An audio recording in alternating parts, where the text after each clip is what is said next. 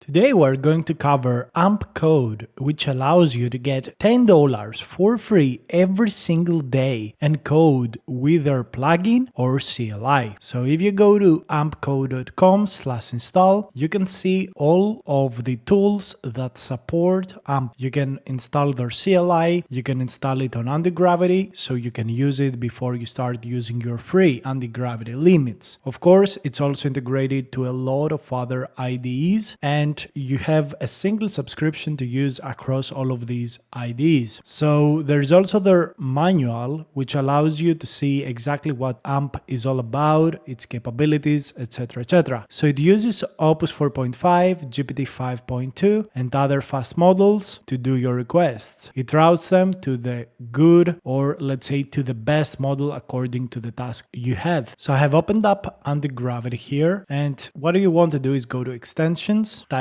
AMP, and you are going to find this AMP research preview. This is what you want to use to run the code. It has two modes: Smart, that uses Opus 4.5, GPT 5.2, and also RAS, which uses smaller models like Haiku 4.5. Now, this is super powerful because $10 of free usage every single day means you could use Opus 4.5 and GPT 5.2 for 2, 3, 5, even 10 requests per day, completely for free. And this gets refilled every single day. So this is the plugin of AmpCode. I'm not going to be using the CLI because I absolutely hate it. Here we can select the mode, Smart and Rush. We can also open up our settings to change our access token, enable deep mode if we want GPT 5.2 codecs to go really deeply. And we can also see the building tools, which take about 11,000 tokens. You could literally close some of them if you want to save space and,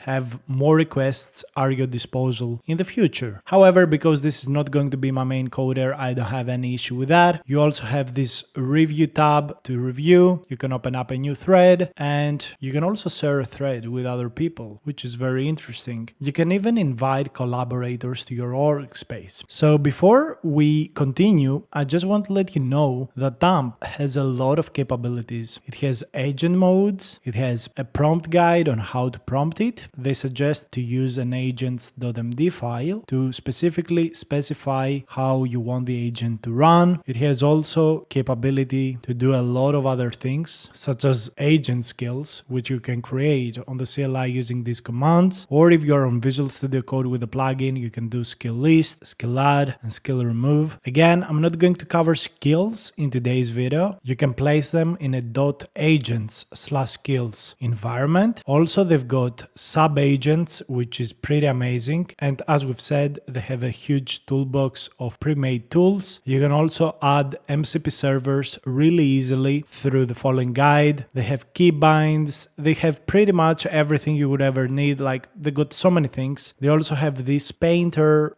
tool powered by Gemini 3 Pro Image, so Nano Banana Pro essentially, which can create images for you. They got a lot of things, and this is pretty great. And again, it's completely free. You don't even have to add a credit card or anything. So in today's video, I'm going to give it a quick look, a quick test. So I have opened up the code base that I have been working in the previous few videos. As you know, I've been working on an application about religions. So what I want to do is actually go ahead and implement the actual, Bible data. So I want you to find a free Bible PDF, download it, and create a RAG database with it instead of the JSON file. This should be done through a Python script only once. Then the database needs to load along with the tool, with the app. Control Enter to send the request, and let's check it out. So we can see that our requests are routing. Here we can see how much we have used of the context window and also the total cost of our requests in general. So we know how many more things we could do, which is really, really amazing. And what I see is that it's pretty amazing how fast it's working. And this is how the ads look on the system. Like, the ads are super small, they're non-intrusive, and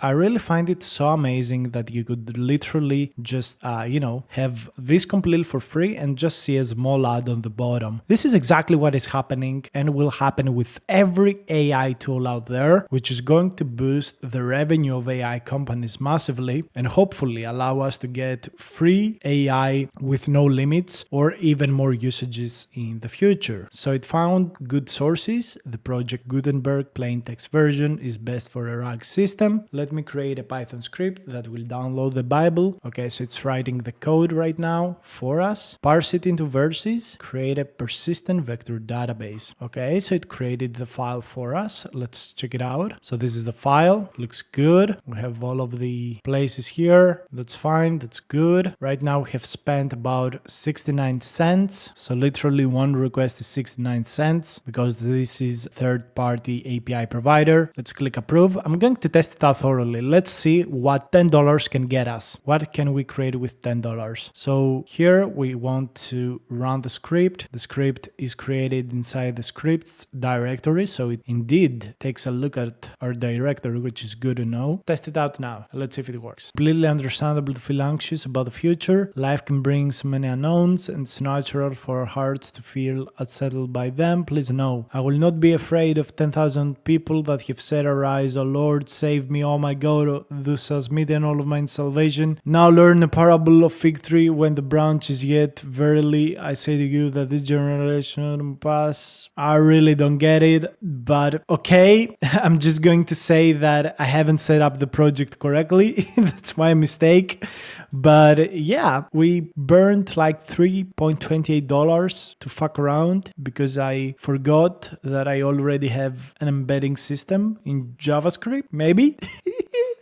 Yeah, whatever, man. Like, I mean, I fucked it up. I have an embedding already and I didn't remember it. I should have remembered it. But yeah, maybe in the next video I'm going to fix that. But you know, this is AmpCode. Sorry for that, guys.